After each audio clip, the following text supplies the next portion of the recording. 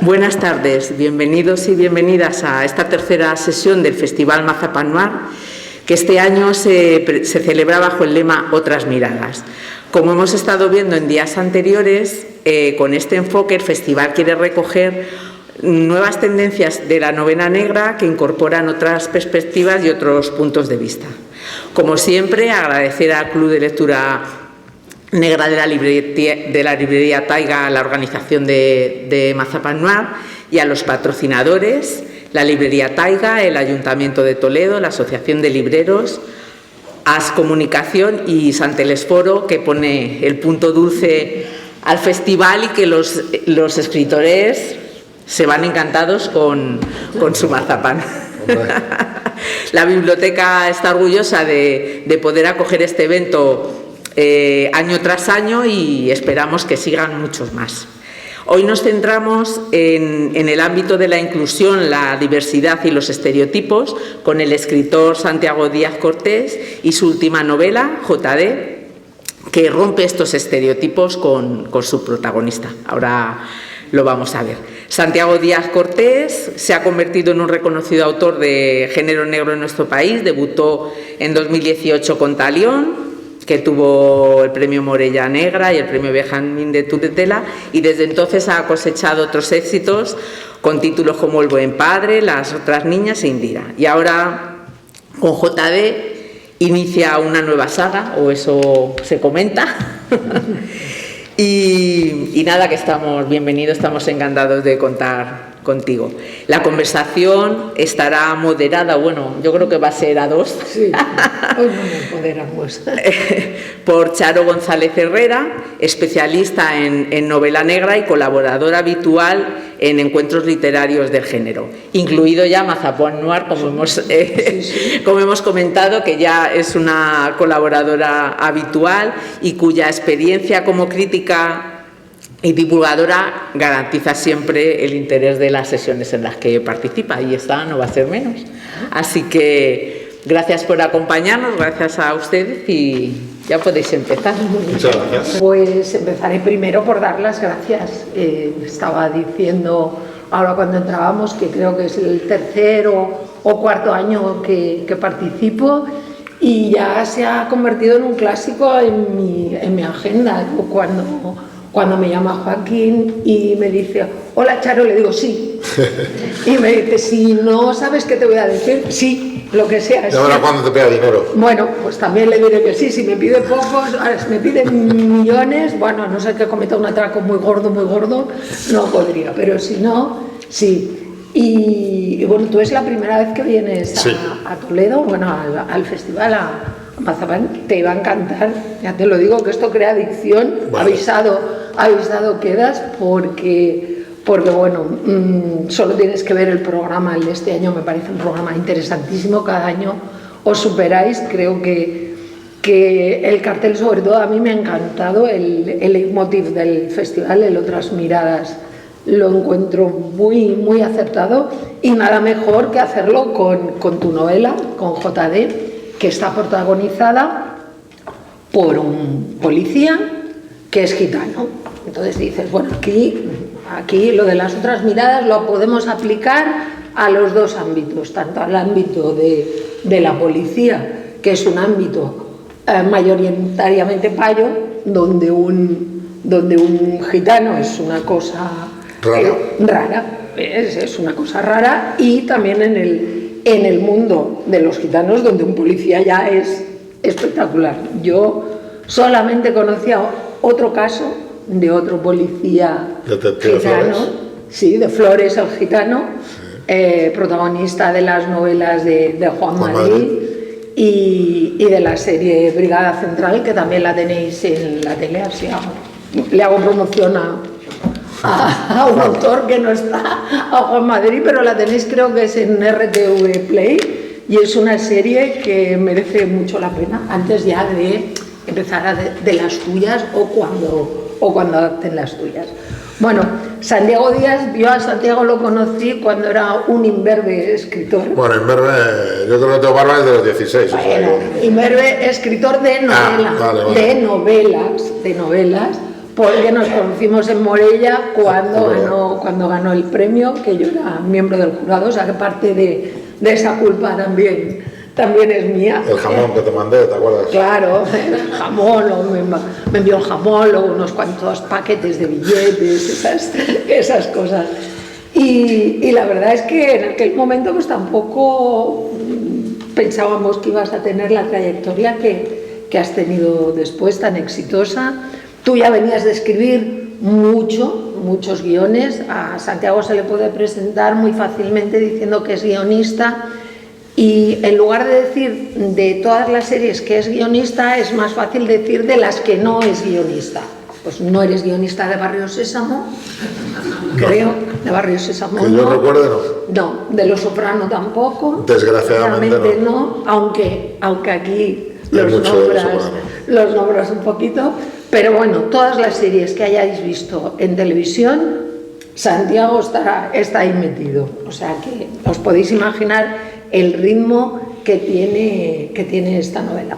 Entonces, dicho esto, JD es un personaje que nos viene de otra saga, que es la saga de Indira, que fue una trilogía, ¿verdad? Acabó, no diremos cómo, por si alguien no la ha leído, acabó. Y entonces JD, que es Juan de Dios, JD, entonces muy bien, era un personaje que aparecía aquí y ahora ya le has dado entidad propia. Porque a JD sí y a los demás no. Vale. Venga. Bueno, muchísimas gracias por la introducción, muchísimas gracias por estar aquí, es un verdadero placer. Y ¿soy yo el que hace todo ese ruido de fondo? Sí, no, que me aproximo mucho y hablo muy alto, pues aquí me quedo. Bueno, efectivamente nos conocimos en Contalión, que la publiqué en 2018. Os tengo que contar, no son cuñas publicitarias, parece que sí, pero yo os lo cuento de corazón. Los contratos normalmente de las novelas, cuando los firmamos, son por 7 años. Si hacemos el cálculo, 2018 más 7, 2025. ¿Qué ha ocurrido? Que he recuperado los derechos de Talión y ahora en enero se publica, yo Talión lo publiqué con Planeta y me fichó después Penguin, que es Alfaguara, y donde publico ahora. Entonces ahora en enero del 26 se publica nuevamente Talión con una revisión que he hecho, he cortado cosas y tal. O sea que si no lo habéis leído tenéis la oportunidad, y si lo habéis leído no hay nada más bonito que tener las dos ediciones de un mismo libro. Es precioso. Bueno, dicho esto, nos conocimos entonces. Yo tampoco sabía ni podía soñar que mi carrera se iba a encaminar hacia la novela. Me encantó. Yo he estado 25 años, bueno, ya 30 casi, escribiendo guiones de televisión y bueno, y escribir una novela fue un juego. Empujado un poquito por mi hermano, que muchos le conocéis porque forma parte de Los Mola, y los que no le conozcáis nos acabamos de dar cuenta que viene mañana. Viene mañana. O sea que fíjate, por si queréis venir, pues él me animó a escribir una novela y yo no me veía muy capacitado porque yo cuento todo el rollo, ¿eh? Claro, vale. Por supuesto. No me veía muy capacitado porque estaba acostumbrado a trabajar en equipo, con otros equipos de guión y demás. Pero bueno, me lancé como un juego y mandé la novela pues a Planeta, casi nada, dije, venga, pues al lío. Digo, yo voy por arriba y ya iré bajando, ¿no? Y tuve la inmensa fortuna de que en Planeta les gustó, me llamaron y me dijeron, te queremos publicar, ¿no? Pero yo en ese momento lo que me di cuenta a la hora de escribir es que me enamoré de la profesión de novelista por varios motivos. El primero es porque podía escribir la historia a mi manera, cosa que en la tele es imposible. En la tele siempre tienes otros compañeros, gente que te paga, productores, cadenas y demás, y nunca puedes hacerlo como quieres. Estás limitado por dinero, presupuestos, actores, un montón de cosas, y aquí en la novela de repente me di cuenta de que tenía libertad absoluta para hacer lo que yo quisiera, y eso os podéis imaginar que me encantó, ¿no? Hice Talión, gané premios y tal, no se vendió como churros, desgraciadamente, y yo continué con mi carrera pues como guionista, pero ya con el gusanillo de escribir novela, ¿no? Entonces, bueno, ya empecé a escribir El Buen Padre, es el primero de la trilogía de Indira, Las Otras Niñas y después Indira. Todo este rollo tiene sentido, o sea, todo viene a cómo llevo yo a JD, ¿vale? Y bueno, y ahí ya pues empezó a ir un poquito mejor la cosa, se empezó a vender, a la gente le empezó a gustar y ya he podido, yo no reniego de la carrera de guionista, me lo ha dado todo y estoy muy feliz y todo lo que yo he aprendido como novelista es gracias a mi carrera como guionista, pero pues ya estoy prácticamente retirado del guión porque estoy centrado absolutamente aquí y era mi sueño y bueno, y de momento ahí está, ¿no? Bueno, y ahora te respondo. Dicho esto. Dicho que esto, no, que está muy bien para contextualizar.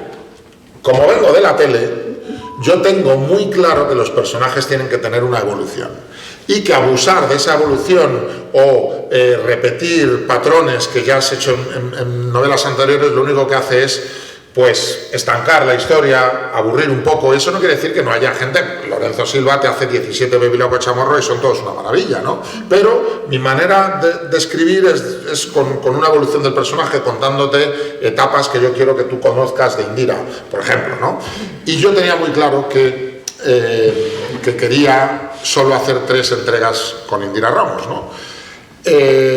Porque con esas 3 entregas podía contar ya todo lo que yo quería de la vida de Indira sin repetirme y sin ir para atrás.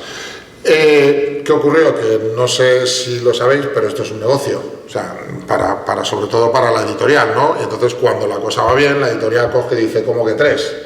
Haz por lo menos 5. Y yo, como sabía que no quería hacer eso porque yo quería que la gente echase de menos al personaje en lugar de echarlo de más, fui listo por una vez en mi vida y me anticipé a esa reunión y dije, no voy a seguir con Indira, pero a cambio os voy a dar un personaje nuevo en Indira que va a ser JD para continuar en el universo Indira, o sea que no perdemos el universo y lo hacemos a través de otro nuevo personaje y además eso nos daba la oportunidad de testar al personaje, cosa que es muy difícil de conseguir. Tú normalmente te lanzas al lío y si gusta, gusta y si no, no gusta, pero tienes que seguir ahí. Yo con JD ya supe desde el principio que salió Indira que a la gente le interesaba saber un poquito más de él y tal. Entonces, ese fue el motivo por el que nació JD, simplemente para dar un relevo a un universo que seguía funcionando y que salió más o menos bien. Sí, sí. Y ahí es... Fíjate qué difícil es presentarme a mí, que con un buenas tardes ya suelto una chapa de 1 hora. Lo que dices, si eso es facilísimo, ¿no? Yo te pregunto algo y tú hablas, y ya está. Hay algunos autores que realmente tienes que... Los monosílabos. Sí, que sacarles las palabras a Santiago no. Y curiosamente explica más extensamente que los capítulos de tu novela. Sí, totalmente. Los capítulos de tu novela a mí me encantan porque dan perfectamente para una parada de metro. Perfecto. Tú te subes en el metro, lees un capítulo, llegas a la siguiente parada y ya se ha acabado. Con lo cual, pues va muy bien porque si tienes que dejar el libro allí, no. Pero esto es broma, pero es para... No, pues verdad. Sí, para dar la imagen del ritmo que tiene el libro. Tú sabes, porque además lo he dicho públicamente, que a mí los thrillers no me gustan. O sea, no me gustan. Organización. No me gustan. Pero hay thrillers y thrillers. Y el de Santiago me ha gustado un montón. O sea, vamos a ver. Bien. Vamos a ver, todo hay que decirlo, ¿no? Bueno, pues oye, es una novela que te está explicando muchas cosas a un ritmo que de verdad es una cosa bla, bla, bla, bla. El inicio es espectacular. El inicio a mí me ha recordado aquellos inicios de las películas de James Bond, ¿sabes? Aquel taster que te dan al principio antes de que salgan los títulos de crédito de la canción, que pasa algo muy, muy impactante. Bueno, pues aquí en 3 páginas, 3, 4. ¿En una parada de metro? ¿En una parada de metro? Sí. 3 páginas. 3 páginas, el tío se marca ahí una escena, bueno, no os la voy a destripar, pero que te quedas, cuando llegas a la parada, que se abren las paradas, dices, no, me voy un poco más allí y luego vuelvo porque así sigo leyendo por el camino, aunque luego tenga que volver. Es una novela que no la puedes dejar en todo el rato. A mí eso me encanta. Sí. A mí no hay nada que me guste más que me digáis, me metí ayer en la cama para 15 minutillos antes de dormirme para leer un poquito y me tiré 1 hora y media y al día siguiente me acordé mucho de ti. Eso me encanta. Y lo siguiente que más me gusta es lo de me he leído tu novela en 24 horas, en 48 horas. Sí. Que, mira, por aquí me dicen que sí. Y yo te tengo que mirar a los ojos y decir que me costó 1 año. Por el amor de Dios, disfrútala un poco más, dale un poco de vidilla a la... Claro, es que no se puede, ¿verdad que no? Es que no se puede, no la puedes dejar. Bueno, y todo esto viene a lo que ha dicho Charo sobre los capítulos cortos y demás. Eso es herencia de mi pasado como guionista, ¿no? Y tiene un sentido y tiene una razón de ser. Y es que ahora mismo todos vemos series en plataformas y demás y puedes sentarte y ver 10 capítulos de una serie de un tirón y no pasa nada. Antiguamente las series eran en abierto y era un capítulo semanal. Teníamos que ver uno el miércoles y hasta el miércoles que viene no había el siguiente, ¿no? Y en cada uno de esos capítulos tenía 5 o 6 cortes publicitarios. Pero que son cortes publicitarios que el guionista jamás sabía dónde estaban puestos.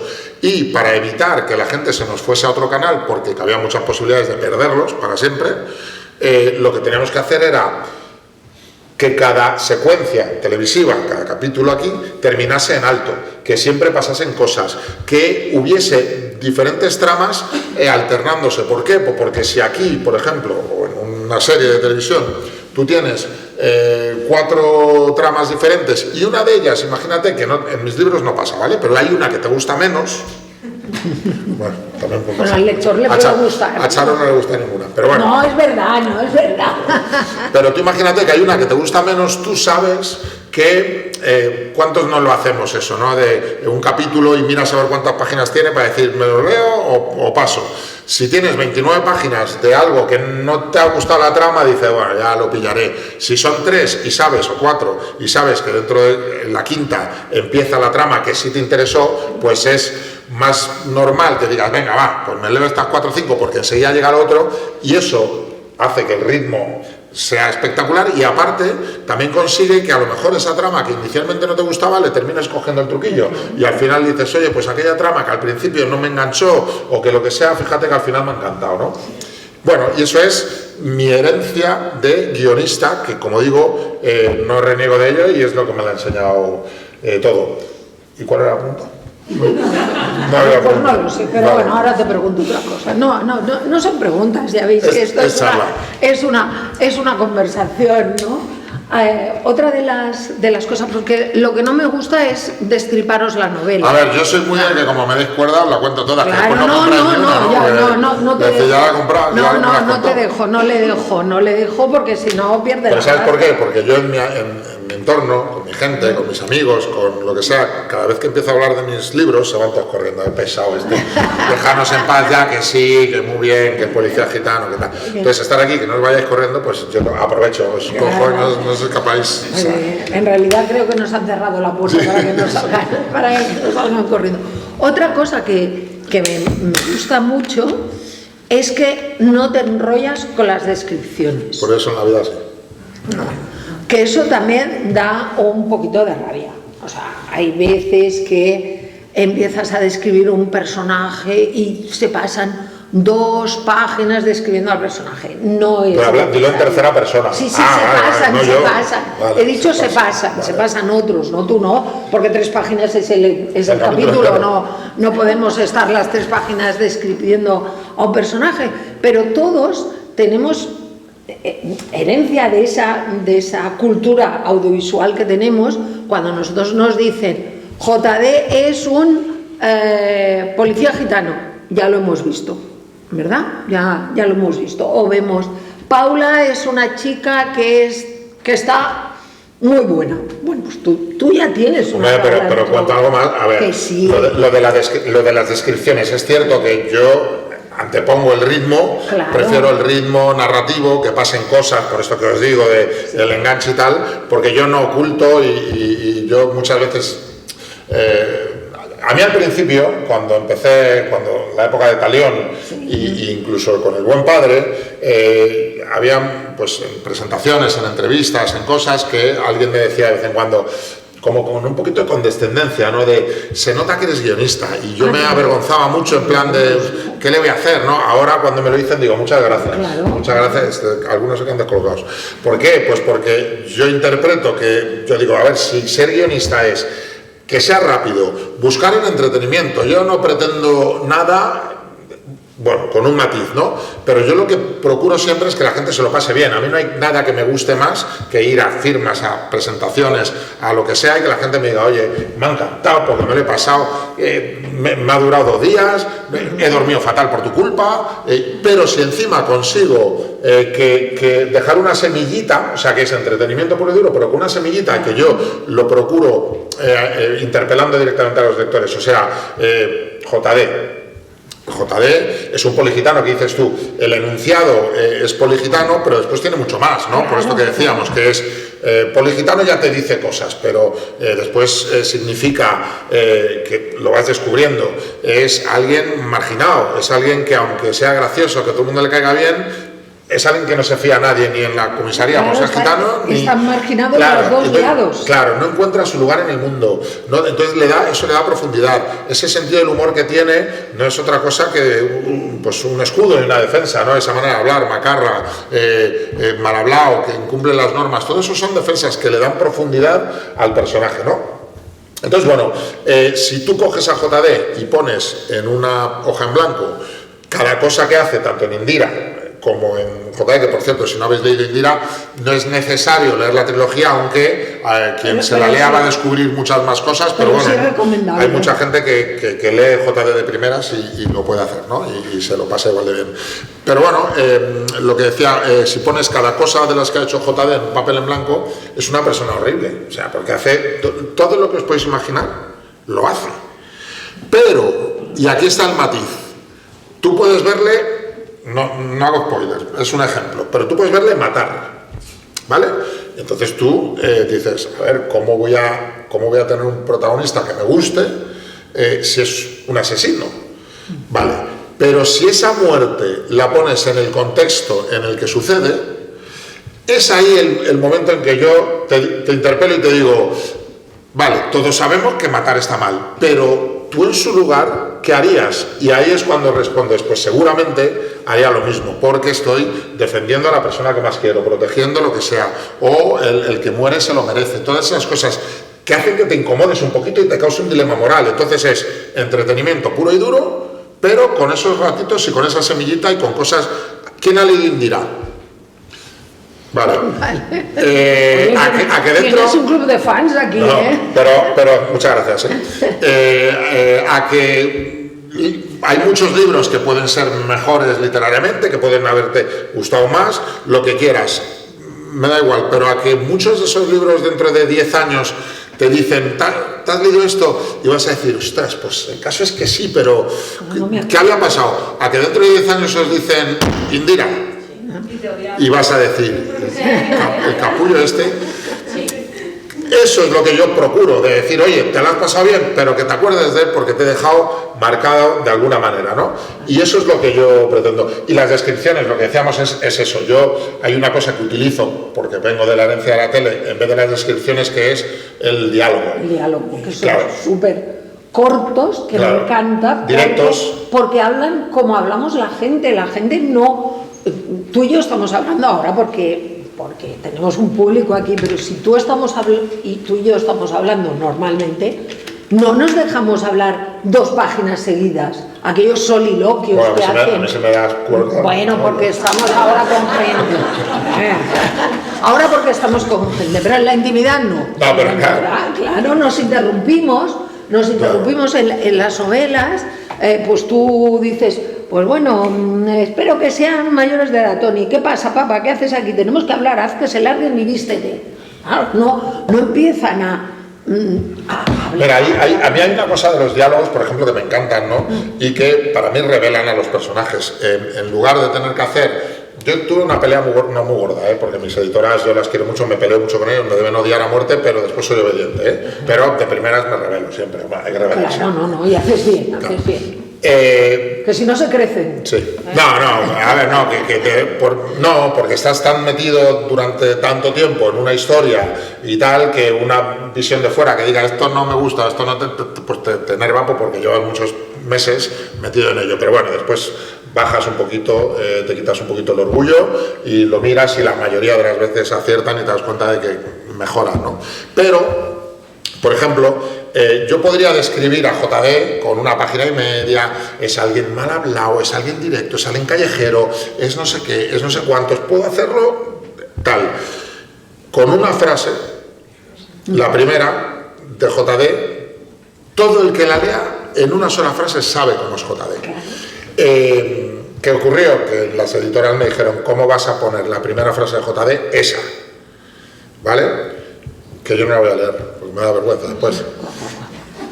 Vamos a ver, a él le da vergüenza, a mí no. En la es el capítulo 2, joder, no te voy a gafar, están ahí. En el capítulo 2. Aquí, no, a ver. Sí, a ver, empieza como diciendo ser gitano, pues... Ya la leo yo, que a ti no, pero no es esa frase, ¿no es su primera frase de diálogo, que está por aquí, aquí. Pero, bueno, sí, hombre. Pero espera, que hay que ponerla en contexto. Hay que ponerla en contexto, sí. Arranca en la novela con él diciendo, pues saber ser gitano, pues es... ser gitano y policía, pues es un problema, ¿no? A JD le gusta ser las dos cosas, pero si quitase una de las dos de la ecuación, pues tendría mucho menos problema, no sé qué. Y una de las veces varios personajes y le ascendieron, y muchos piensan que solo porque pertenecía a una etnia casi inexistente dentro de la policía, ¿no? Y lo que sentó muy mal a algunos compañeros. Y dos de ellos se acercaron a él para recriminárselo y él sacó su diplomacia y respondió: me podéis comer los huevos por detrás. Muy sutil, muy sutil. Claro, entonces mis editoras decían, ¿cómo vas a poner en la primera frase del protagonista esa ordinariez, esa cosa fea?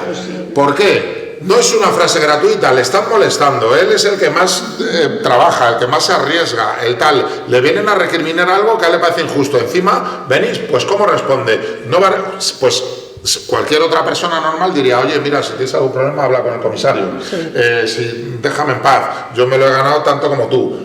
Como yo estoy mostrando a JD con una frase, pues JD dice, me podéis comer los huevos por detrás, que es lo más ordinario, más directo y más cortante que se puede ser. Entonces, claro, con una frase te he definido al personaje, para bien, para mal, y después tiene muchos otros matices, ¿vale? No solo es ordinario, ni dice esas cosas. Pero claro, no he necesitado una página entera diciendo, cuando JD se ve acorralado, a veces saca su vena barriobajera y es capaz de decir una ordinaria. Pues no, yo tampoco te la digo. Y creo que el diálogo funciona así y es lo que hace que lo veamos como alguien real, con sus luces, sus sombras, y no es un personaje bueno, ni mucho menos, pero tampoco malo. Tiene un fondo bueno, pero hace estas cosas. Y se dulcifica, porque la segunda frase que dice es, ¿qué coño de problema va a haber? Bueno, pero porque le tiran la ITV en su Cadillac. Se ha dulcificado. A ver, es una hortera, y como hortera, pues yo cuando creé al personaje, mira, esto es una cosa muy bonita, que me gusta a mí contarla. ¿Puedo? Claro, por supuesto. Me preguntan muchas veces cuál es la diferencia entre una serie y un libro, ay, pues es que a mí me gustó mucho tal libro y después cuando vi la serie no me gustó nada, porque la estropearon y tal. Hay un motivo, aparte de porque en una serie no puedes meter todo el contenido de un libro, tienes que quitar muchas cosas, y si eres amante del libro te vas a dar cuenta de que faltan cosas, faltan matices, faltan detalles, situaciones que te gustaron y que echas de menos después. Pero hay una cosa que es más importante todavía. Tú te sientas a ver una serie y el protagonista te aparece delante y lo único que haces es interpretar si te gusta o no te gusta, si te parece guapo, feo, atractivo, simpático, antipático, si me gusta el actor, si le vi en otra serie y me gustó, si no me gustó, 1000 millones de cosas, pero simplemente interpretas algo que te dan hecho. En una novela no, en una novela yo te digo, JD es un policía gitano y que dice esto, y entonces tú en esta primera frase es probable que ocurra, si no en la primera, en la segunda y si no en algún momento, que diga, joder, pues habla igual que mi primo Paco, es igual de bruto que mi primo Paco. ¿Qué ha ocurrido? Que desde ese momento, cada vez que aparece JD, en tu cabeza inconscientemente ves a tu primo Paco. Y Y lo llevas perfectamente porque, mira, y cuando ves a Paco en Navidad, dices, Paco, macho, me leí un libro, te digo que eras tú, léetelo, porque es que eres tú, macho, es igual de bruto, igual de todo eres tú. ¿Qué ocurre? Que el día que te ponen la serie dices, ostras, qué guay, con lo que me gustó a mi JD, tal, y de repente, no es Paco, es Hugo Silva, o quien sea, y dices, pero vaya cagada Paco, ¿no? Y entonces, lo mismo ocurre con... yo que sé, hay JD, pues yo te tengo que dar pinceladas para que tú te hagas una imagen de JD. Y una de esas pinceladas es, JD es alguien con muy buen corazón, es alguien muy leal, es alguien que es bueno en esencia, pero hace las cosas fatal siempre. Pero yo te tengo que dar una serie de datos para que tú te hagas esa imagen en la cabeza. Y uno de ellos es que es un poco hortera y él no va a ir con un Ford Escort, él se compra un Cadillac. Y va con su Cadillac y bueno, va con su Cadillac que lo quiere más que a su hijo. Y eso te hace en tu cabeza pues la imagen de JD con su Cadillac, ¿no? Y una chica una vez me escribe por Instagram y me dice, oye, me encanta JD, pero tengo una pregunta, ¿de qué color es su Cadillac? Y dije, ostras, pues no tengo ni idea. No sé. Y entonces dije, pues hago una encuesta en internet para ver qué opina la gente. Y fue divertidísimo porque... cientos de personas que participaron, cada uno tenía una opinión diferente. Es negro, no, es rojo, no, es dorado con una flecha, no, es verde, no sé qué. Cada uno tenía una idea.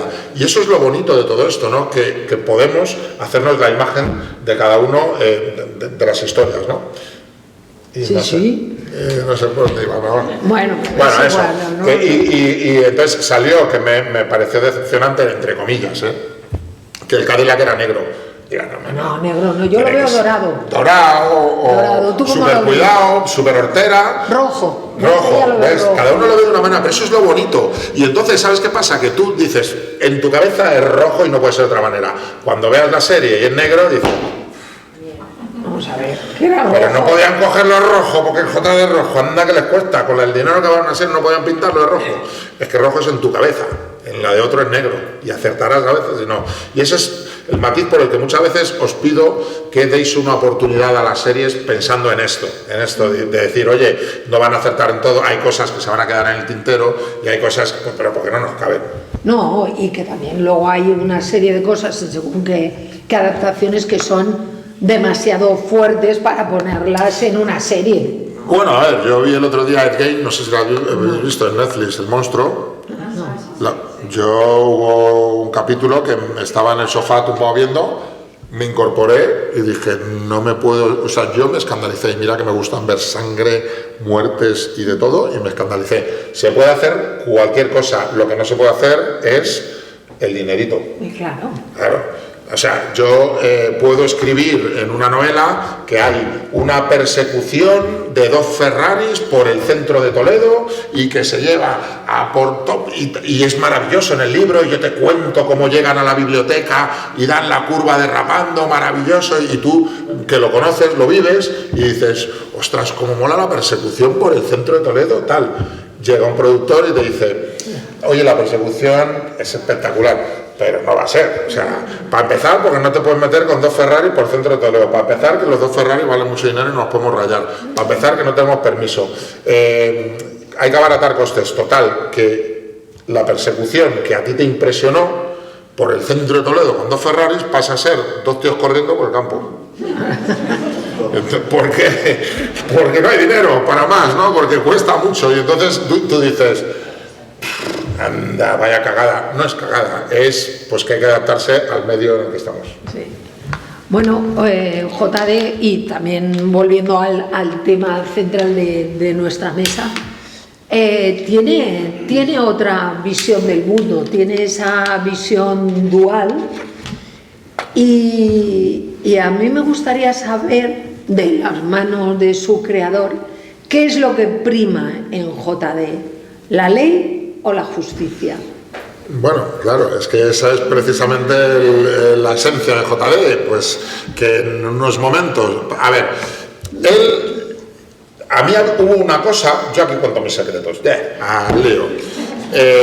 Yo cuando creé a Indira dije, quiero huir un poquito, no digo que esté mal, pero sí que quería huir un poquito de la típica policía con problemas de alcoholismo, con problemas de pena o de culpa por un caso pasado la tortura muchísimo y tal. Y entonces quería huir un poquito de eso y dije, voy a buscar algo, o sea, voy a buscar una esencia de Indira que vaya donde vaya, siempre la va a acompañar el problema, ¿no? Y entonces, pues investigando, dije, pues un problema psicológico que sea compatible con su carrera de policía. Investigando, hablando con psicólogos y demás, pues llegué a la conclusión de que el TOC, relacionado con el orden y la limpieza, que Indira es muy rarita con esas cosas, buenísimo, puede ser compatible. A ver, es una novela y lo exageré un poco con la verdadera compatibilidad, ¿vale? O sea, para que sea verosímil, pero no real. Y eso hacía que los problemas siempre los encontrase y que los lectores nos hicieran gracia, esas chaladuras, a pesar de que a los de alrededor no les hacía ninguna gracia. Entonces, claro, a mí me parece que en este tipo de novelas, que hay tanta sangre, tanto dolor, tanta oscuridad, pues la luz se puede conseguir con el humor, por ejemplo, con las cosas bonitas. En JD, quien lo haya leído, pues tienes a los niños, tienes a la abuela Carmen, tienes una serie de momentos que te vas, respiras y vuelves a lo duro, ¿no? Y el humor es muy importante. Entonces me funcionó muy bien. Yo tenía miedo al principio de que se convirtiese en una parodia, que dejase de ser un personaje serio, porque es que me río mucho con ella, o con JD también, corres ese riesgo.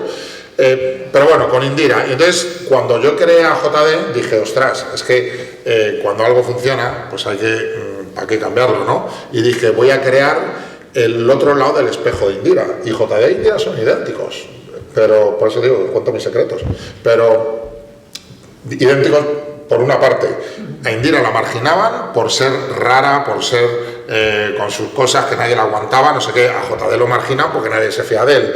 El sentido del humor en el entorno de Indira o en la presencia de Indira era con sus, o sea, que se ponía a limpiar en ropa interior o se ponía guantes y un montón de cosas y demás. En JD es por su forma de hablar, por su forma de expresarse y tal. Y después hay una característica que es la que define, yo creo, a los personajes, y es que Indira tenía una característica positiva que se convertía en ella, en negativa, que era la honestidad. Indira era honesta al 100%. Eso está muy bien, depende. Si honesta significa que me chivo de mi compañero cuando hace algo mal, ya pasa a ser es una chivata, nadie la quiere y demás, pero es una característica positiva. En JD es la lealtad, y aquí viene leal al 100%. ¿A quién? Aquí está el problema. Si soy leal a la gente con la que he crecido en el barrio, con los que tal, estoy siendo desleal a mi juramento como policía y a mis compañeros. Si soy leal a mi carrera como policía y a mis compañeros, probablemente sea desleal a mucha de la gente, ¿no? Entonces, Indira y JD son dos personajes, dos caras de un mismo espejo, y la lealtad de JD es lo que le causa tantos problemas. Sí, lo que pasa que en muchos momentos, quizá por pertenecer a esa etnia, él lo que sigue es su ley, la ley suya, que difiere de la ley. A ver, por eso se suele meter en problemillas. Claro, por eso tenemos otras miras. Sí, no, pero bueno, mira, a mí hay una cosa que JD no es un gitano que como quiere ser policía, quiere alejarse de su etnia y de su comunidad y dice, yo me quiero convertir en payo para ser policía. No, él está orgulloso y eso lo dejo claro desde el principio. Él está orgulloso de ser lo que es, pero pues tiene la rareza de que quiere ser policía, ¿no? Que los hay policías gitanos. De hecho, hay dos, y que yo me hayan escrito, que conozca, hay dos guardias civiles que decían, hostia, esto sí que ya me ha explorado, dos guardias civiles gitanos, ¿no? Pero bueno, entonces existen, ¿no? Es raro, hay muy poquitos, pero los hay. Y él lo que pasa es que está orgulloso de ser quien es, le gusta ser gitano, le gusta todo lo que ello supone, con sus cosas buenas y sus cosas malas, igual que a mí, como escritor y como a la hora de investigar todo eso. Yo llegué al mundo gitano porque a mí hace, pues a lo mejor 10 años o una cosa así, me encargaron de escribir una serie de televisión sobre la Paca, que era una matriarca gitana de las drogas que vivían en Mallorca, ¿no? Entonces, bueno, empecé a investigarla y entré en el mundo gitano un poquillo. Me di cuenta de lo cerrado que era, de que en cualquier gran ciudad hay una comunidad muy grande gitana y una comunidad muy grande paya, evidentemente, y no nos mezclamos. O sea, cualquiera de los que estamos aquí que no sea gitano, te pregunto, ¿tienes amigos gitanos? Y puedes decirme, pues mira, sí, el padre de un compañero del fútbol de mi hijo es gitano y nos llevamos muy bien. Sí, pero ¿sois amigos? No, porque no nos relacionamos. Y a mí eso me gustaba mucho, que estuviésemos tan juntos, y me resultaba muy curioso, ¿no? Y después te metes a investigar, a hablar con ellos y tal, y te das cuenta de que tienen muchas cosas malas y que están intentando cambiarlas, ¿vale? Y las nuevas generaciones lo están intentando cambiar. El machismo, en muchas cosas, todas esas cosas sigue existiendo, pero como digo, lo están intentando cambiar. Pero después hay otra serie de cosas que son preciosas. Cualquiera de nosotros vamos a visitar a alguien a un hospital al que han operado de apendicitis y vas tú, tu pareja, quien sea, vas, ¿y a qué horas son las horas de visita? Pues a las 5 de 5 a 6, si estáis ahí, oye, ¿quién va a ir hoy? Para no juntarnos ahí, y vais 4, y entra tú, no, yo me quedo fuera, tal. Bueno, tenemos esa tal, los gitanos van 500. Sí, y a todas horas. Y a todas horas, y para ellos no, como si mi padre estaba operado de apendicitis, que voy a esperarme hasta las 5, no, entro ahora y quiero entrar ahora y tal. Entonces, eso lo que nos llama la atención y que es algo que no va bien con vivir en comunidad, pero si te paras a analizarlo es bonito, es la familia. A ellos le operan a uno y van todos, y es una obligación que tienen porque están arraigados, se quieren, se respetan, el respeto por los mayores, todas esas cosas a mí me encantó. Y entonces fue cuando yo dije, yo un día tengo que hacer un personaje gitano, y me pasó una de las cosas más bonitas que le puede pasar a un escritor. Yo tengo otra novela que se llama Los 9 reinos, que es mi mejor novela, por cierto, para que no la lee nadie. No, sí, o sea, la lee mucha gente. Ahí, muy bien. Aquí es mi mejor novela, ¿ves?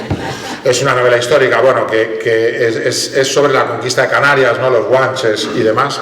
Y a mí, una de las cosas más bonitas me pasó que vino una chica después de una presentación en Tenerife y me dijo, mira, una chica que debía tener, pues yo qué sé, 40 años o 30 y tantos años, perdón, y me dijo, yo soy de Tenerife, yo nací en Tenerife, mis padres nacieron en Tenerife, hasta donde yo sé, toda mi familia es de Tenerife. Yo me leí esto, yo sabía de los guanches, los antiguos, no sabía mucho más. Yo me leí este libro, dice, y según cerré el libro, cogí a mis hijos. Dice que yo por algún motivo, bueno, el motivo es que no se estudiaban los colegios ni nada, dice, pues no tenía ni idea de todo esto que contabas aquí. Dice, cogí a mis hijos de 10, 12 años, los metí en el coche y nos fuimos a pasar la tarde al museo a ver las armas guanches y tal, y yo les conté toda esa historia. Y lo descubrí, gracias a tu libro, siendo de aquí, y llevé a mis hijos. Me pareció precioso, o sea, me parece que es como conseguir algo tal, ¿no? Y con JD me ha pasado un poco lo mismo, me han escrito muchos gitanos. Y uno de ellos me dijo una cosa que me hizo mucha ilusión, que me dijo, Payo, me dijo con mucha gracia, me dice, Payo, has conseguido una cosa que es impensable, que a un personaje gitano lo quieran tanto los payos como los gitanos. Y dice, y eso solo pasaba con Lola Flores. Y yo le dije, pero si Lola Flores no era gitana. Y me dijo, ¿tú qué sabes?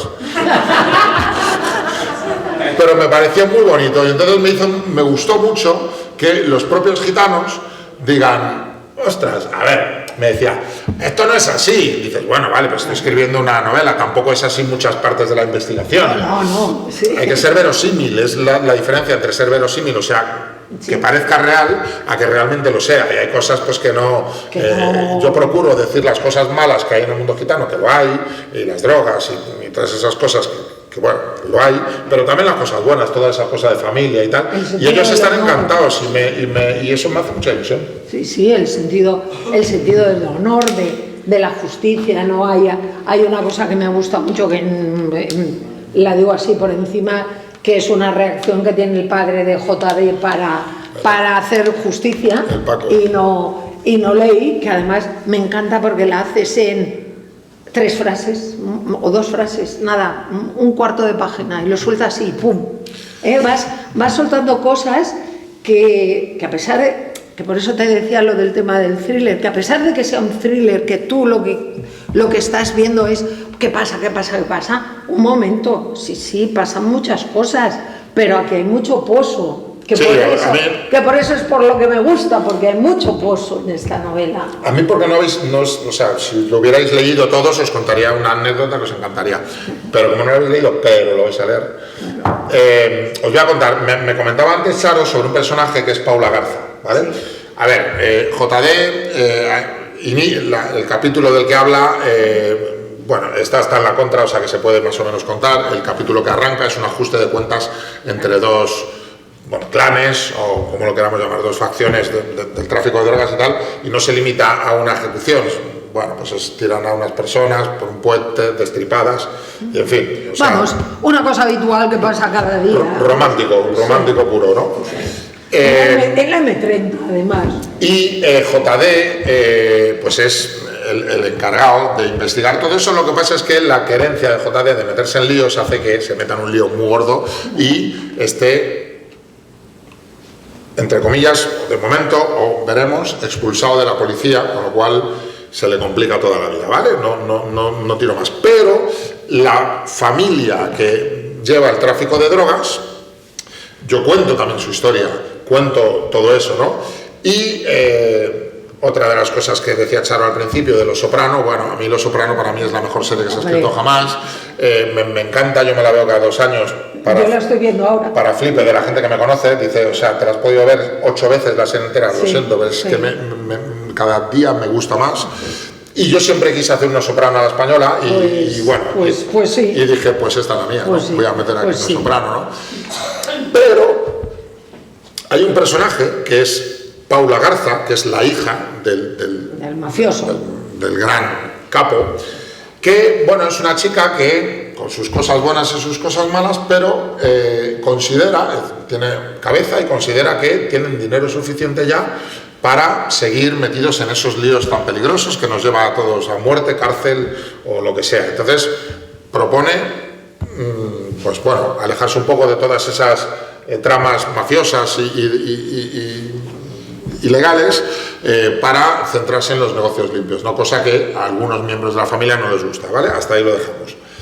Vale, pues lo que os quiero contar de esto es una cosa muy bonita. ¿Queréis que os lo cuente, no? Claro, sí. Es que ese es un personaje real. Ay. ¿Vale? Y en la trilogía de Indira es el buen padre, las otras niñas e Indira. En las otras niñas yo cuento la historia de Antonia Anglés. ¿Vale? No hablo de las niñas de la casa ni me meto en su asesinato ni nada, simplemente planteo qué ocurriría si aparece por aquí Antonia Anglés y dice: hola, soy Antonia Anglés. Pues la respuesta que me di a mí mismo me puse los pelos de punta, que es: no pasaría nada porque el crimen ha prescrito. Por lo tanto, fijaos, como sociedad tener que dejarle libre porque no hay manera de encarcelarle, ¿no? Entonces yo me planteé qué ocurriría si eso sucediese, o sea, que cuento la historia del asesino, no de las niñas, ¿vale? Pero en la investigación de la familia Anglés hubo un dato que me encantó como novelista, ¿no? Que era que de los 10 hijos que tenía Neusa, la madre, la conocéis por salir en todos los programas y todo el rollo, ella, que tenía una frase que me parece espeluznante cuando le entrevistaron, o sea, bueno, cuando hizo la declaración, dijo, porque de sus 10 hijos, 9 habían pasado por la cárcel, y dijo: es que la sangre de mi marido no casaba con la mía. O sea, fijaos, y era verdad, o sea, algo debía haber ahí. Pero claro, yo como novelista dije: ¿a quién me interesa? La que no ha ido. El 10º, dije: ¿quién es capaz de haber vivido en este ambiente, en esta familia, y no tener antecedentes penales, no haber hecho nunca nada, no haber pasado por la cárcel? Y era Kelly Anglés. ¿Os acordáis de Kelly Anglés? Bueno, Kelly Anglés era la hermana que estaba, de hecho, en la casa en aquel momento, bueno, cuando fueron a detener a Anglés, que se escapó, no sé qué, estaba allí. Y Kelly Anglés era bailarina en Canal Nou en la época de las Mamachicho. Bueno, unas bailarinas para los más jóvenes que bueno, pues ligerita de ropa, ¿no? Vale. Era como tal. Y ella era una chica guapa, muy atractiva, y era bailarina en Canal Nou. Cuando sucede esto, la despiden, y cuando puede se va a Las Vegas a intentar continuar con su carrera como bailarina, ¿vale? Y se tira allí 4 o 5 años, que de hecho ese fue el motivo por el que la policía pensaba que Antonia Anglés estaba en Estados Unidos y tenía contacto con su hermana en Las Vegas, ¿vale? A los 4 o 5 años decide volver a España y no se le ocurre otra cosa a la mujer que presentarse en Got Talent. Ese vídeo lo podéis ver en Google, Kelly Faces se llama, y el juez, el jurado, era Risto Mejide, en el momento duro de Risto Mejide. Ahora se ha ablandado mucho, pero en aquel momento era como déspota tremendo, ¿no? Y le cogió y le dijo, mira, lo siento, pero me has hecho pasar vergüenza ajena, ha sido horrorosa tu actuación, bueno, la humilló, por así decirlo, sin saber quién era, ¿vale? Entonces, en ese momento a Kelly Anglés le hizo un chip la cabeza y en ese momento decidió que ya su carrera o su intento de ser bailarina, actriz, artista, se acabó. Volvió al pueblo, reunió a todos sus hermanos que seguían vivos y metidos en 100.000 millones de líos y dijo, a partir de ahora me hago yo cargo de todo. Cargo de todo. La madre tenía un piso, lo vendió, lo rehabilitó, después lo vendió, los hermanos tenían cosas conseguidas, no sé qué, los sacó a todos de las calles, se hizo cargo de todos los negocios y 5 años después eran una de las familias más ricas de toda Valencia. Gracias a la cabeza, el buen hacer de Kelly Anglés, ¿no? Tenían gasolineras, siguen teniendo constructoras, restaurantes, pisos, terrenos, un montón de cosas, ¿no? Y a mí esa historia me fascinó. Cuando yo conocí a Kelly Anglés, no la conocía ella en persona, y lo intenté, pero no hubo manera. Y me fascinó y dije, esto lo tengo que contar algún día, ¿no? En las otras niñas no me cabía porque ya bastantes frentes tenía abiertos, pero dije, esta me la guardo. Y aquí vi mi oportunidad, digo, voy a contar la historia de Kelly Anglés a través de Paula Garza, que os he contado solo un poquito, ¿vale? Sí. O sea, que ahora no digáis, yo paso a comprar el libro que ya me lo he contado. No, porque no le hubiera dejado. Claro. Entonces, bueno, y son cosas que sacamos de la vida real y que nos impresionó, y a mí la historia de Paula me parece una de las más bonitas de toda la novela. Sí, porque hay, tal como decías tú al principio, hay varias tramas, algunas te gustan más, otras menos. No es una novela procedimental al uso, no, aquí no hay una investigación de aquellas de aparece un cadáver y viene el forense, que sí, que viene, pero que no es el grueso de la novela, no es como, pues por ejemplo, la primera de Indira, que era era una investigación al uso. Aquí no, aquí es una novela más de personaje que de trama. Es más novela negra en el sentido en que se mueve por el lugar donde normalmente pasan cosas, sin necesidad de, porque si aquí aparece un muerto, pues hay una investigación y es una novela de enigma, de quién ha sido, de tal. Si el muerto aparece en el lugar donde habitualmente hay muertos y tiroteos y tal, deja de ser una investigación de un enigma, sino de por qué, los motivos, nos movemos por un ambiente tal. Y a mí me parece que es un poco más así. Sí, es una novela que bueno, ahora que estoy viendo el reloj y quiero... podemos decir a la gente, le podemos decir a la gente que te puedan preguntar algo. Sí, pero no me echéis ya, No te echamos. Por favor. No te echamos. No sé, piensa que estamos en una biblioteca, las bibliotecas cierran. Tienen una hora de serie, o sea, de bueno, a ver, que podéis preguntar lo que queráis, ya habéis visto que yo soy muy escueto, o sea, podéis preguntar cada uno, podéis preguntar algo. Lo que sí que me gustaría, antes de que empiecen a preguntar y tú les contestes escuetamente, como tus personajes, que os recomiendo, sinceramente, quien no la haya leído, por favor, léela.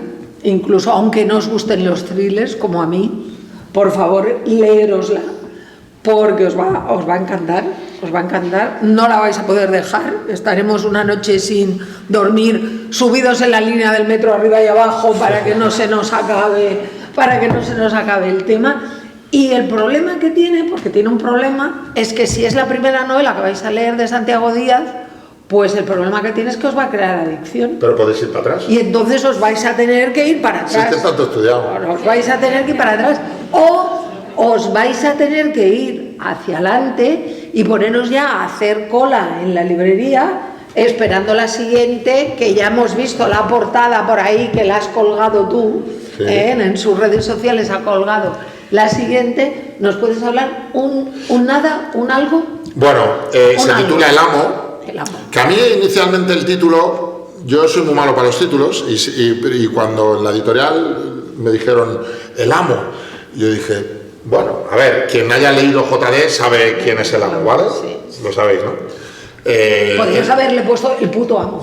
Claro, pero a ver, el problema es que yo dije, bueno, el amo no terminaba, pero me gustó, porque dije, a ver, bueno, la última página de JD, como que, a ver, es una novela autoconclusiva en cuanto al caso que sucede. Lo que pasa es que en la última página, pues bueno, es como un anticipo de lo que pasará en la siguiente novela, ¿no? Y me dijeron El Amo, y yo dije, bueno, tal. Pero me mandaron la portada y ponía Santiago Díaz, El Amo. Y yo dije, pero vamos a ver. Digo, ¿no parece un poco pretencioso esto? No, tal, no sé qué. Y dije, pero ¿y el título no lo vamos a poner? No, y entonces pues me daba mucho pudor, porque digo, ¿cómo vamos a poner aquí Santiago Díaz, El Amo, y nos vamos a quedar tan anchos? Que sí, tal. Y bueno, entonces eso.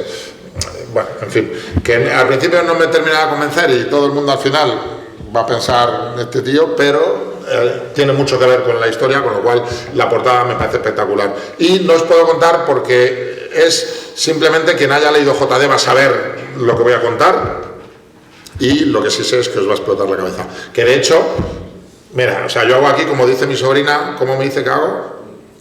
No, spoiler no, como que creo mucha expectación. Joder, no me acuerdo cómo es la palabra que me dice siempre. Bueno, me dice que creo demasiada expectación en muchas cosas, ¿no? Pero mi editora me escribió el otro día con sus notas y tal, y me dijo, una de las frases que me dijo, oye, me ha encantado, de hecho me ha gustado mucho más que JD. O sea que, entonces estoy muy contento y os va a explotar la cabeza, en serio.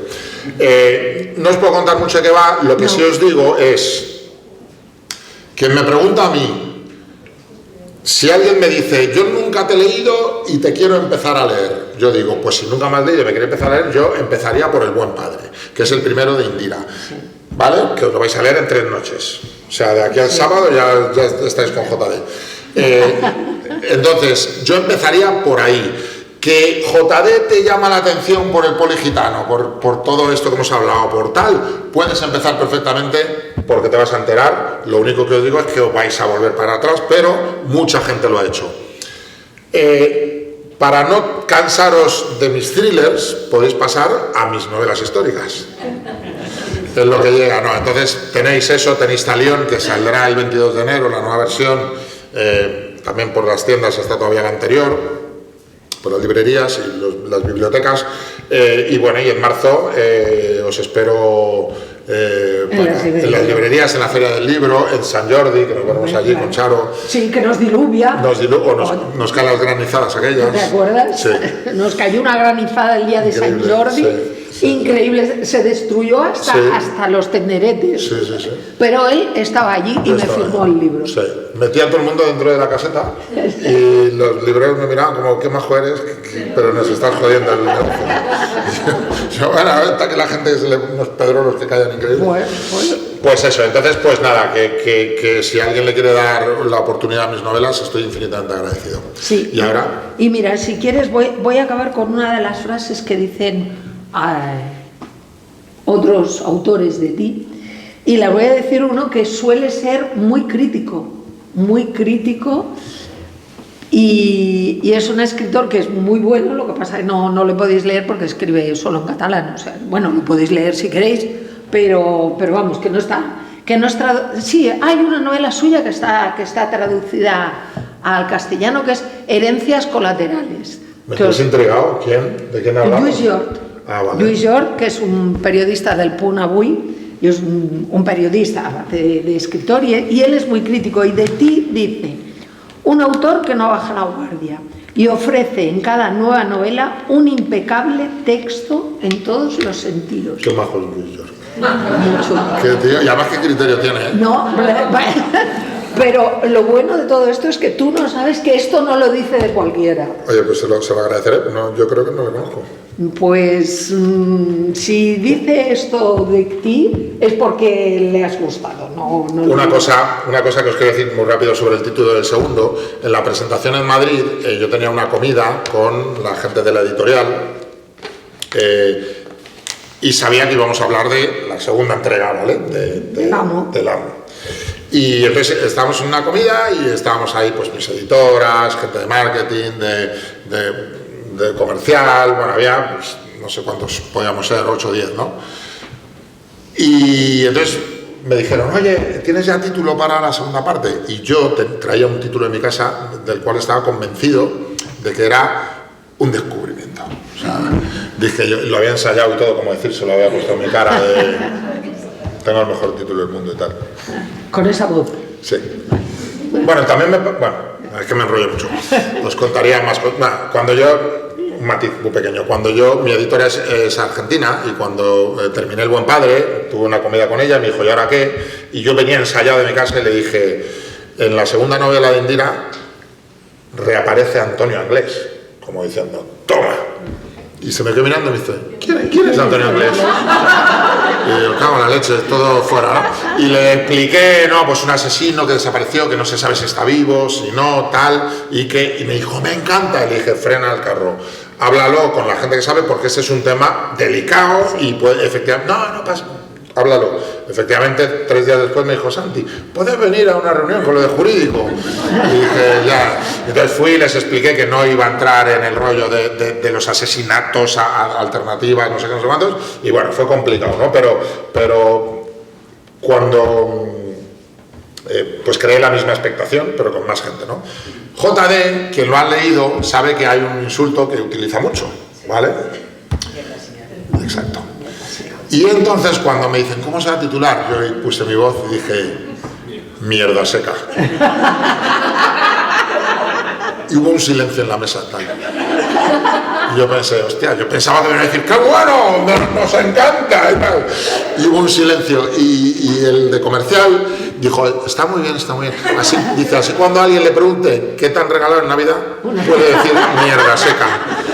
Y yo ahí en ese primer momento dije, pues a lo mejor no está buena idea, ¿no? Y dije, no, pero bueno, como lo utiliza mucho JD, lo va a reconocer todo el mundo. Y sí, que no. O sea, que le encontraste una utilidad a los de marketing. Exacto. Y después me explicaron, aparte de tal, me dijeron, el algoritmo de Internet, cuando hay una palabrota, una tal, te quita, o sea, te borra, y hay sitios en los que no sale, por lo tanto no puedes poner... Yo todavía me rebelé, pues Bukowski, déjame ya... que quien conozca a Bukowski sabe cuáles son los títulos de sus novelas, ¿no?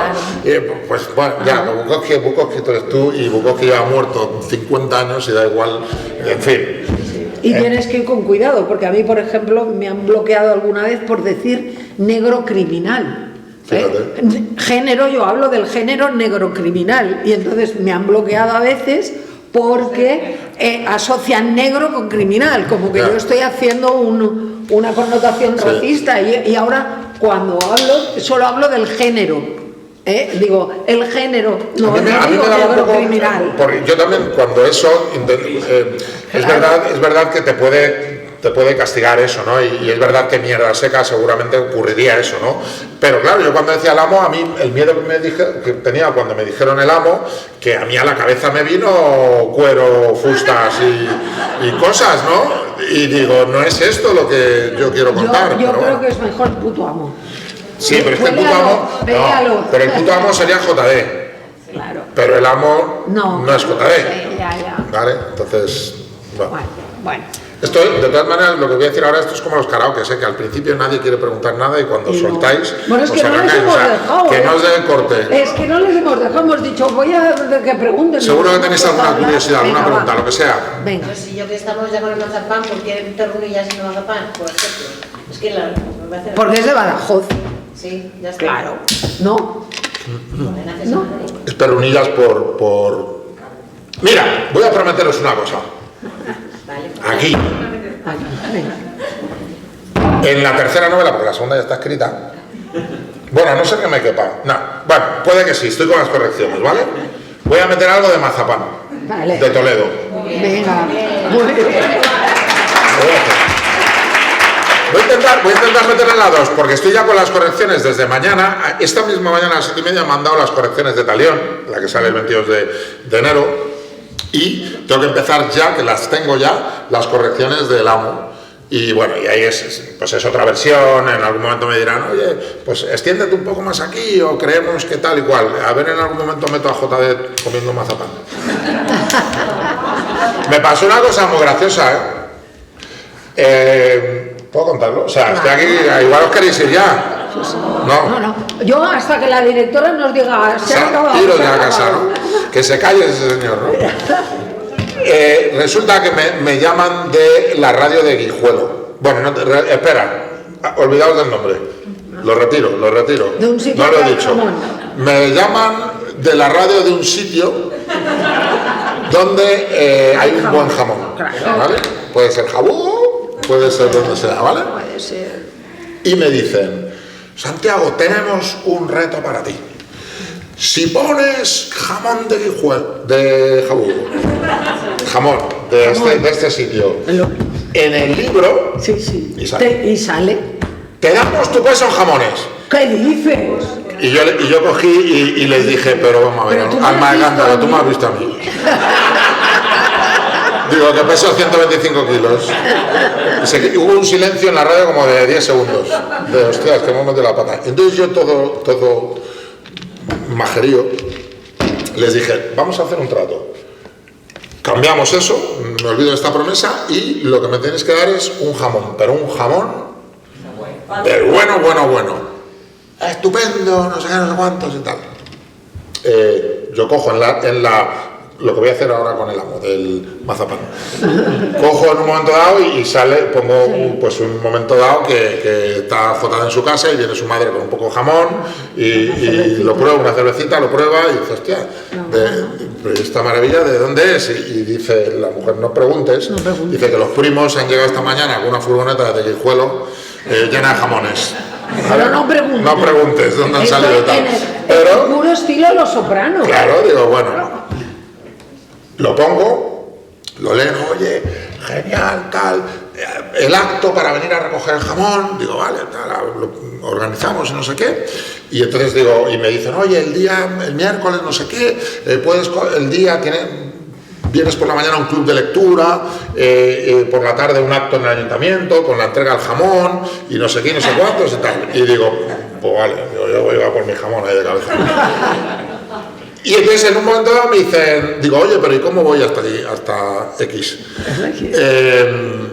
Y me dicen, no sé, eso es tu problema. Digo, hombre, pero me tendré que dar un tren o un autobús, no sé, o decirme algo, tal. Y dice, no. Dice, mira, esto es muy claro.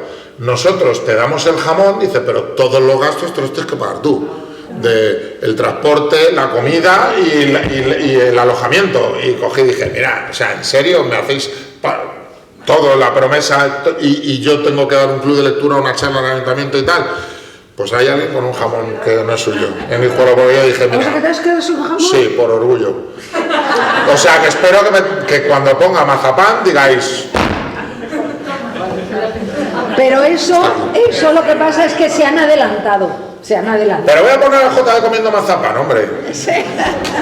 Está hecho. ¿Tenéis alguna pregunta? Yo sí quiero preguntar. Venga. Van a ser también tres libros como Indira y nos prometes que No. que no va a ser así. Bueno, en principio, yo lo mismo que aplico a Indira, de que creo que en 3 puedo contar todo lo que yo necesito sin tener que repetirme y volver para atrás, sucede con JD. En principio, yo tengo acordada con la editorial hacer 3 entregas nada más. Eso no significa que si yo durante la escritura de la tercera, que ya estoy empezando ya a pensar en lo que quiero hacer, que lo tengo muy claro también, bueno, muy claro tampoco, pero sé más o menos lo que quiero contar, estoy ya trabajando en el caso que quiero tal, quizá surja la posibilidad que yo vea que hay una cuarta posibilidad de algo, pero si lo hago es porque me queda algo por contar de JD, no voy a poner simplemente a JD tal. Entonces, en principio, casi seguro, van a ser 3. ¿Cabe la posibilidad de que sean 4? Pues depende de muchas cosas. Si existe esa, y después si no os saltáis de mí. O sea, si de repente JD está yendo de maravilla. O sea, JD, vamos por 6 o 7 ediciones ya y lleva 10 meses. Es impresionante, estoy súper agradecido. Si el amo baja un poco y el siguiente... pues más todavía, quizá tanto la editorial como yo pensemos, oye, no vamos a seguir torturando a la gente con una entrega más, ¿no? Pero bueno, no está decidido, aunque yo apostaría que solo van a ser 3. Y bueno, el final. ¿Lo tienes ya en tu mente el final? Sí. O sea, más o menos. Yo ahora, mi manera de trabajar es que yo ahora me tiro en la época de correcciones del amo, que yo ahora pues tardo 10 días o 15 días en pasar las correcciones a la editorial. Después ellos se tiran otro mes, no sé qué, me llega otra vez el manuscrito, pues con las correcciones ortotipográficas, una serie de cosas, ¿no? Maquetación y demás. Yo reviso otra vez y tal, pues en esos espacios entre una entrega y otra, yo ya estoy pensando en el tercero, estoy haciendo mis fichas, estoy haciendo mis biografías de personajes principales y ya voy pensando lo que quiero contar en el 3. Normalmente para enero, yo entrego los manuscritos en octubre, el 30 de octubre. Entonces normalmente para enero ya lo tengo todo pensado, e incluso a veces, si se me ha dado bien, escaletado, o sea, sabiendo exactamente lo que quiero hacer durante toda la novela, y empiezo a escribir desde enero. Pero no es desde enero hasta octubre, porque yo desde marzo, que empiezo la promo de la nueva novela, ya no paro en casa ni un día. Entonces es complicado escribir en aviones, en hoteles. Lo puedes hacer, los viajes, yo me concentro muy bien en el AVE, porque ya me voy a ir al Transiberiano, porque no puedo hablar por teléfono, no hay cobertura, no puedo, pido siempre el vagón del silencio. Igual que yo. Claro, pues no tengo otra cosa que trabajar o dormir. Y como ronco, pues me da vergüenza, pues yo pues trabajo. Y entonces pues puedo hacerlo, ¿no? Pero entonces, bueno, durante todo ese tiempo ya me pongo a escribir. Dime. Siguiendo un poco con la técnica de escritura. Entonces, por ejemplo, si tú ahora mismo arrancas en enero, vas a hacer el grueso de la escritura de enero a abril, o perfeccionas mucho los capítulos y dices, no, hago una tirada y luego ya empieza, no sé. Sí, mira, sí, yo te digo, yo ahora desde ya, cuando entregue dentro de 15 días el amo, en su primera revisión, ya tengo pensado muchas cosas, tengo tomadas notas, pero ya empiezo a bajar todas esas ideas a la pizarra. Yo creo las tramas de manera individual, por colorines de POSIT, ¿vale? Que eso lo hago muy televisivo, ¿no? Si esto tiene 4 o 5 tramas, pues yo pienso la presencia que quiero que tenga cada una de ellas. La de JD. Bueno, me da igual, el que pille. Pero, por ejemplo, JD es amarillo, imagínate, pues digo, quiero que el 50%, son 100 capítulos más o menos, voy a ser cuadriculado, que el 50% de la presencia sea de la trama de JD personal más investigación. Pues hago esa trama en 50 pasos diferentes, ¿vale?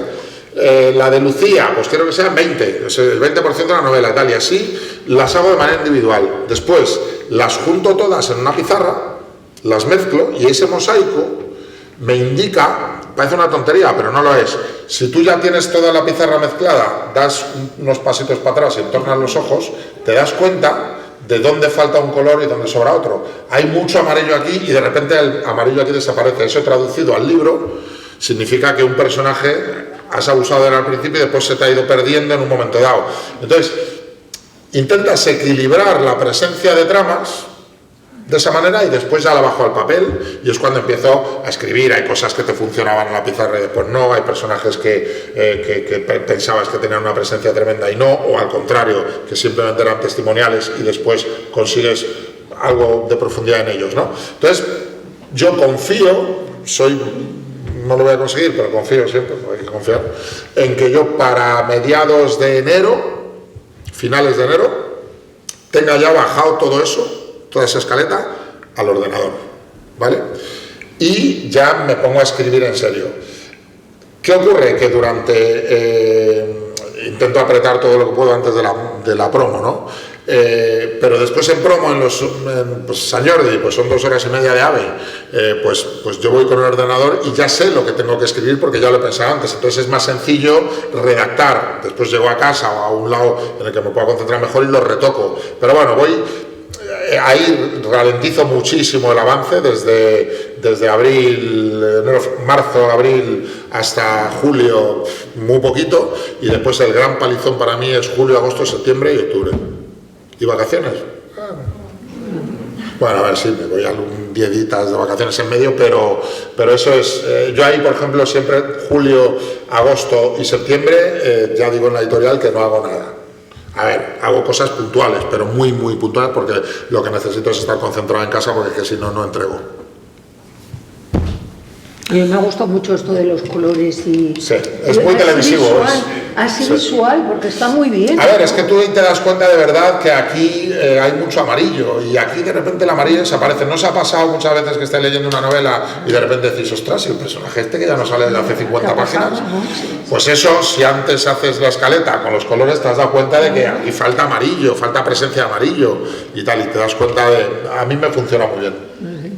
Y en la saga de Indira, cuando aparece Anglés, porque la verdad que me pareció un gesto valiente y muy complicado, ¿te pusieron muchos problemas para que un personaje real apareciera? Bueno, a ver... Aparte de esa reunión con el servicio jurídico. Sí, bueno, a ver, la reunión con el servicio jurídico fue complicada porque era como, a ver si nos vamos a meter en un lío. Y entonces, claro, y ahí tuve que explicar lo que quería hacer. Yo lo primero que dejé claro es, no voy a relatar el asesinato de las niñas, olvidaos, no es lo que yo quiero contar. No voy a cuestionar la versión oficial, que eso me ha causado ciertos problemas. A ver, de las 3 familias... El padre el padre más conocido, el más mediático, sí no le gustó, pero no porque escribiera sobre esto, sino porque perdí una oportunidad para él de destapar a los verdaderos culpables. Yo es que no creo que fuesen políticos ni poderosos, yo creo que fue lo que fue, y lo que pasa es que yo me he leído el sumario, he hablado con investigadores, tal, y yo estoy seguro de que fueron Anglés, Ricard y seguramente Mauricio, que se murió hace un par de años, y lo que pasa es que se le fue de las manos, ¿vale? Me causó problemas por eso, porque era como, ¿estás comprado? Digo, ¿comprado por quién? Digo, si yo estoy contando una historia simplemente que he vivido en primera persona, en el sentido en que yo tenía 20 años cuando esto sucedió, y en las teles estaba constantemente que si esto, que si lo otro, y mi pregunta era, muy bien, lo que les han hecho a las niñas, una salvajada, tal, pero ¿dónde está Anglés? Esa era mi pregunta, ¿pero está vivo, está muerto, tal? Y es lo que yo quise responder, ¿no? A ver... El único que podría denunciarme es Anglés.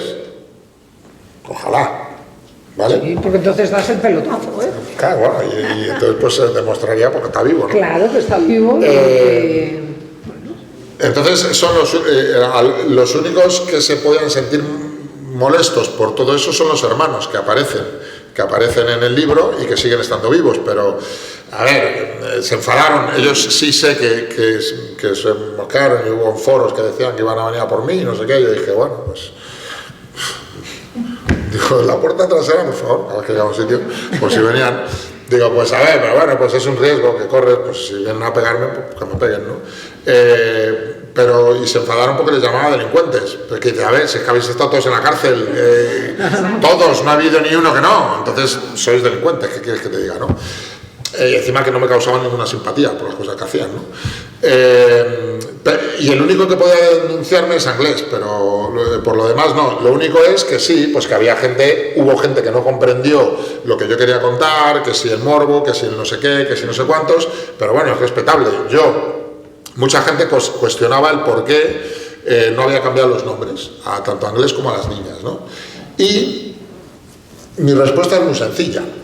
Hay 2.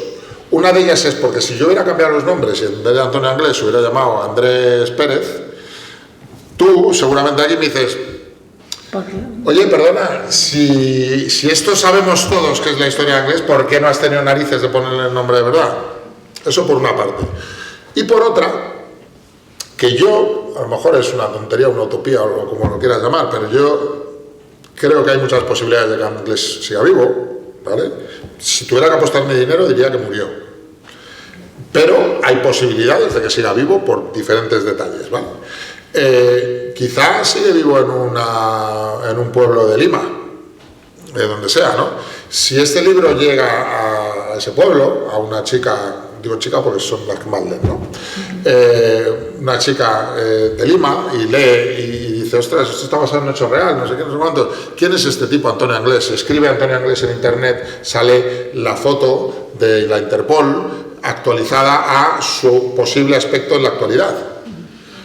Y quién sabe si no coge y dice, anda, pero si este es el que me sirve café, sirvo café, pasea al perro, el que veo de vez en cuando, no sé qué.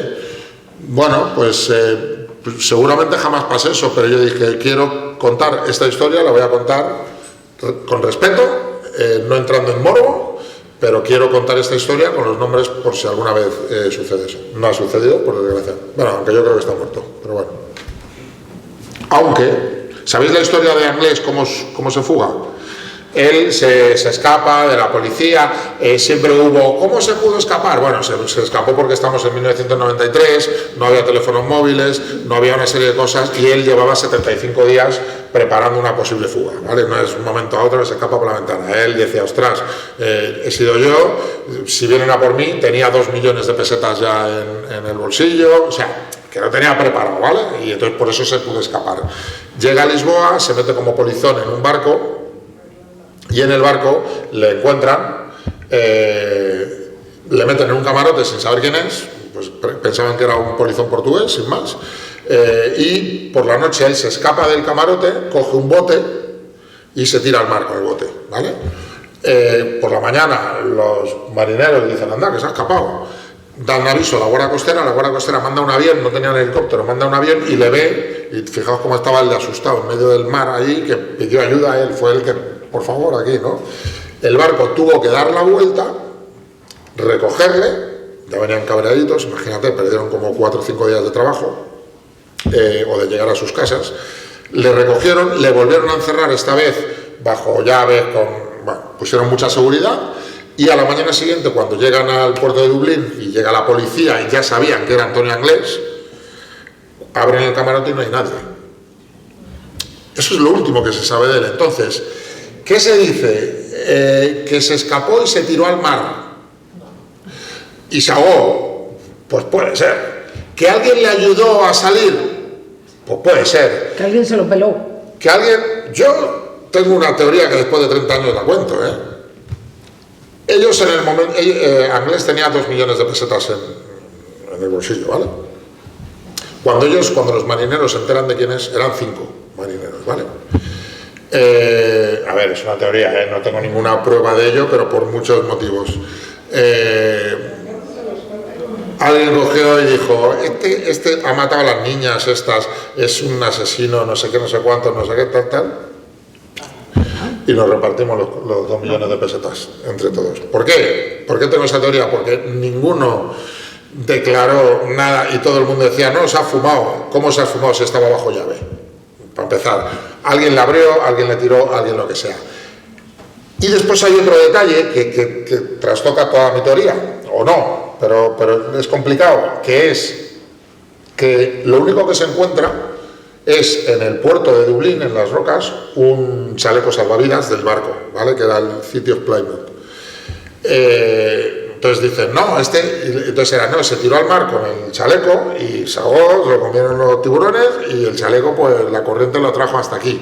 Pues los expertos lo que dicen es que si se tiró a más de 100 metros de distancia, que se supone que tal, ese chaleco las corrientes lo hubieran llevado hacia Francia y no hacia dentro del puerto, o sea que quizá pudo llegar.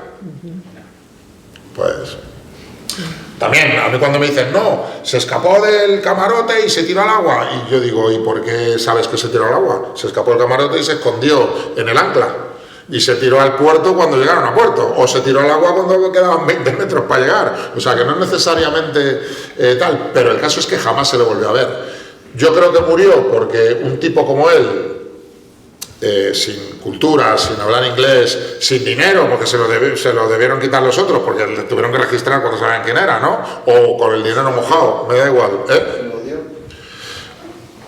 O se lo dio, pues puede ser, se lo dieron, pues sí, es otra posibilidad, ¿no? Pero bueno, fuera como fuese, Sí, que llega sin nada, sin hablar inglés, sin dinero, conocer el sitio. sin conocer el sitio, buscado por la Interpol, por la policía de Dublín, por policía española, por policía portuguesa, y consigue escapar 30 años, pues es un milagro. Pero bueno, después hay otra cosa. ¿Puedo seguir, no? ¿Nos deja la jefa? ¿Nos dejas o quieres que nos vayamos ya? Hay otra cosa, que habéis visto una película, a ver, todo esto viene a que cuando me dicen, no, a ver, el padre de una de las niñas, las otras dos familias, no directamente, pero sí agradecieron que no entrase a valorar lo que pudo pasar y no, sino que me ceñí a la versión oficial, lo que se juzgó, y por lo tanto dejé de darle vueltas a un tema que se sigue a día de hoy pensando quién pudo, quién lo hizo y no sé qué, ¿no? Entonces les pareció bien.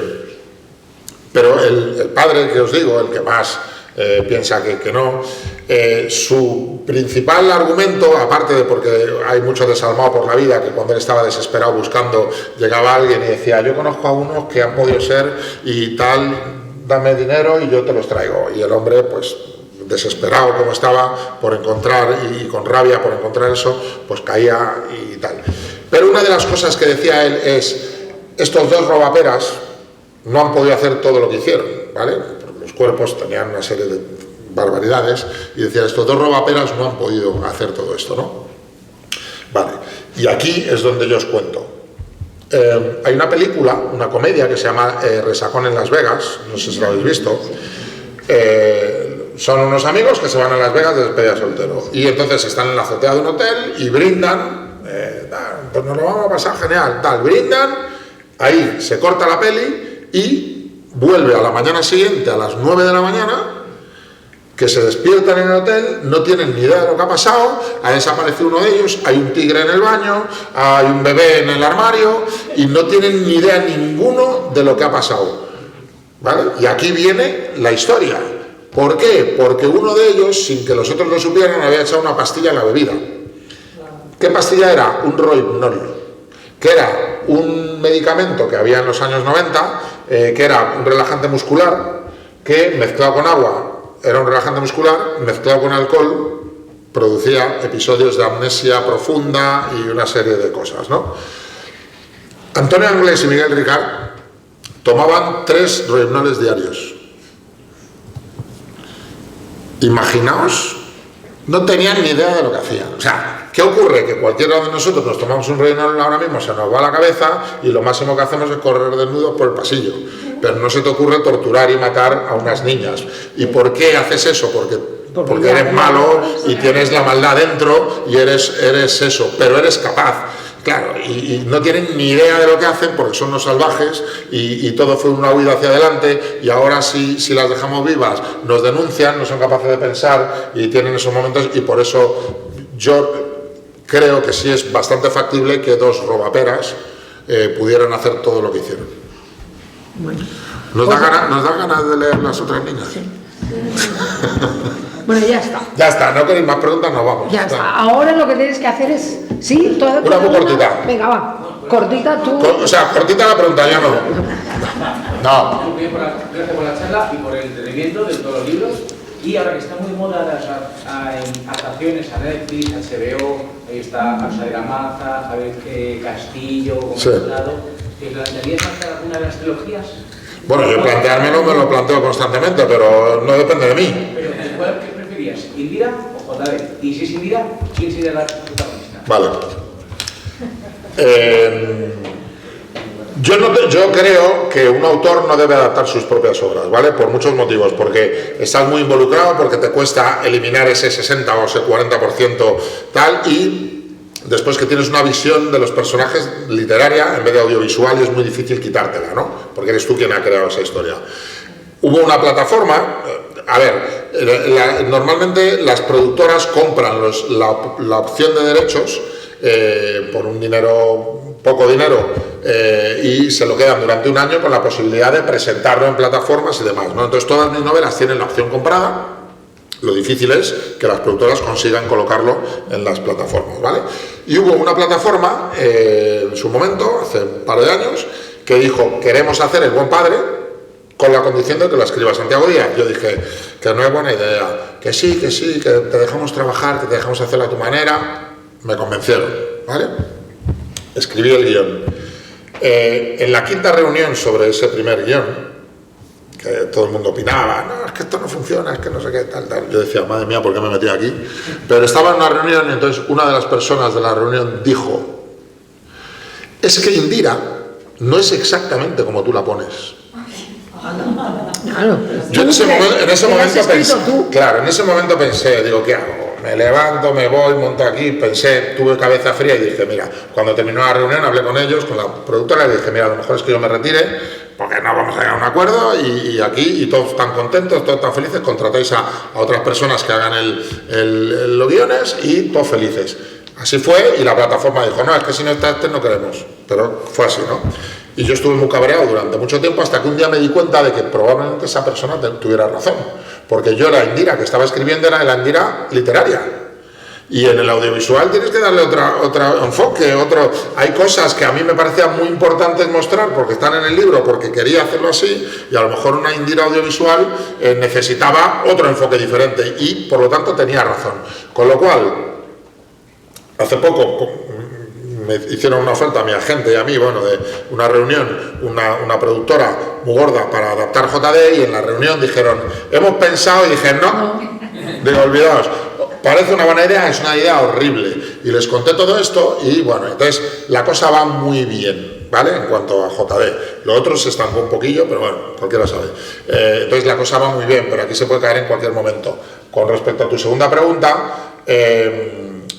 eso que os he dicho de que cada uno tiene un JD, una Indira en la cabeza, es complicado, pero yo trabajé en una serie que se llama Escándalo, Relato de una obsesión, que está en Amazon, que os la recomiendo, y en uno de los capítulos que escribí yo, estaba allí en el plató, pues viendo, muchas veces tienes que ir, exacto, y vi a la actriz principal a protagonizar una de las secuencias que había escrito yo, que era muy difícil porque era drama, comedia y otra vez drama, ¿no?